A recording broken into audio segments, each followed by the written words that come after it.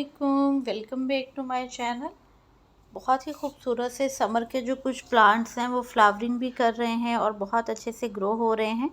अभी भी आप कुछ पौधे इतने ढीठ हैं उनकी कटिंग लगा सकते हैं, इतनी गर्मी में भी उनकी कटिंग लग जाएगी, लेकिन शर्त यह है कि आपने उनकी कटिंग को ऐसी जगह रखना है जहाँ पे उनको शेड मिले, उनकी सॉइल के अंदर नमी रहनी चाहिए, तो आपके प्लांट्स की कटिंग बहुत जल्दी लग जाएगी। ये जेड प्लांट है और इसकी कटिंग्स मैं अक्सर ही लगाती रहती हूँ। किसी भी मौसम में आप इसे ग्रो कर सकते हैं। ये तो 1 इंच से भी ग्रो हो जाता है, बहुत इजी टू ग्रो प्लांट है।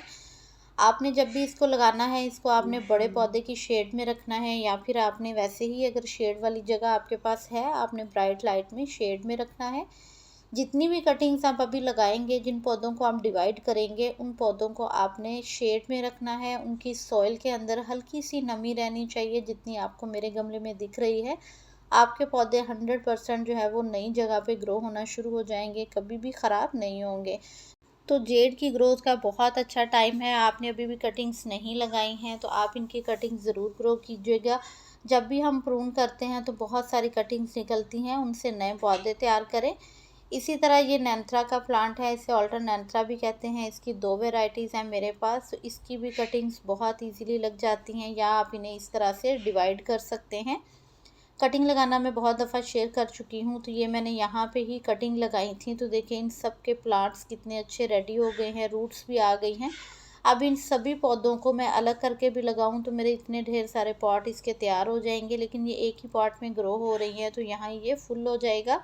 तो ये बहुत खूबसूरत फोलिएज वाला एक प्लांट है, आप इसे अपने गार्डन में ऐड कर सकते हो, काफ़ी खूबसूरत लगता है।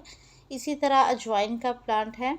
इस पौधे की कटिंग को आप कहीं भी किसी भी वक्त लगा सकते हैं। बारिशों में तो खुद ही इसकी ब्रांचेस में रूट्स आना शुरू हो जाती हैं, लेकिन अभी भी इसकी कटिंग जो है वो मैंने काफ़ी सारे गमलों में मज़ीद लगाई थी, क्योंकि इनकी ब्रांचेस जो है वो टूट गई थी।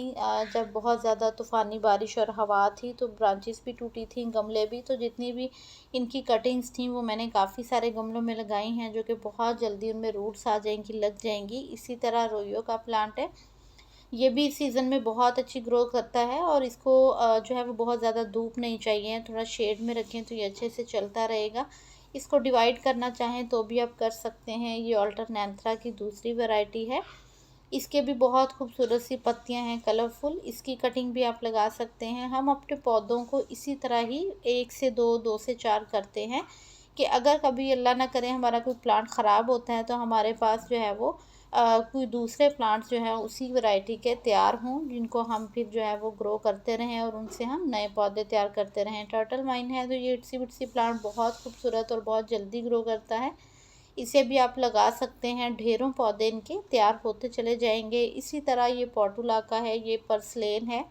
इनकी कटिंग तो आप जब चाहे पूरा समर ग्रो कर सकते हैं। जो भी कलर आपको ऐड करना हो, कहीं से मिल जाए इसकी कटिंग, आप इसको लगा सकते हैं। इसकी 1 इंच की कटिंग भी लगाएंगे तो वो बहुत जल्दी जो है उनमें रूट्स आ जाती हैं और बहुत अच्छी वो ग्रो करती है।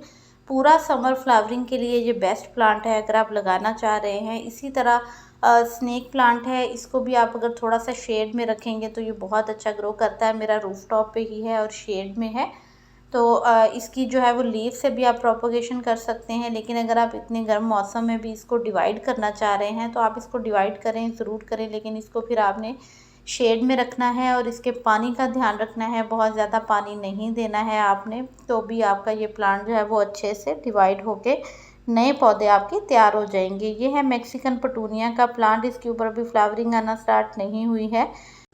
ये वाला मैंने सीड से ग्रो किया था और जो बॉटल में लगा हुआ था वो कटिंग से ग्रो किया था, तो अभी इनके ऊपर फ्लावरिंग नहीं आई है। जब भी आएगी शेयर करूँगी।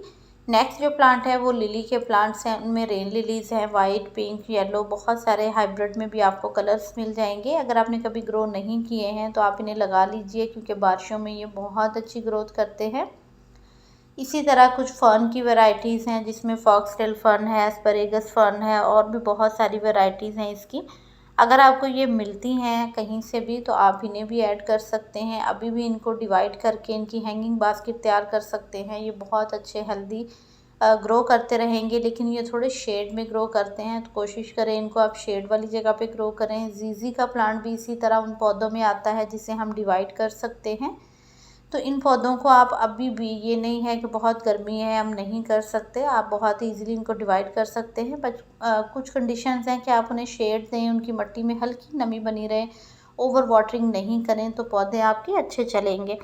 ये मदर ऑफ़ मिलियन का प्लांट है, इसी तरह मदर ऑफ़ थाउज़ेंड का प्लांट है। ये बॉटल प्लांटर में ही लगे हुए हैं। आप चाहें तो इन्हें एक लीफ से भी ग्रो कर सकते हैं। इनके पत्तों के ऊपर बहुत सारे बेबी प्लांट्स ग्रो होते हैं, जैसे कि ये आपको दिख रहे हैं। तो जहाँ गिरेंगे ये आपके गार्डन से ख़त्म नहीं होते।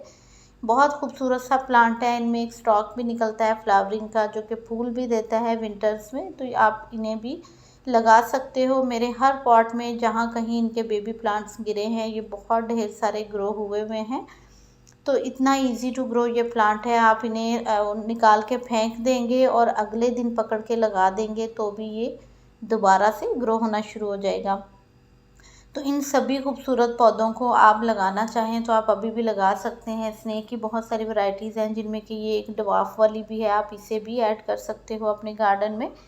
ये है चाइनीज़ वॉयलेट का प्लांट, तो इसकी कटिंग भी बहुत इजीली लग जाती है। इसमें बहुत खूबसूरत इस तरह के फ्लावर्स आते हैं। एक इसकी वेरीगेटेड वाली वैरायटी होती है और एक ये प्लेन वाली।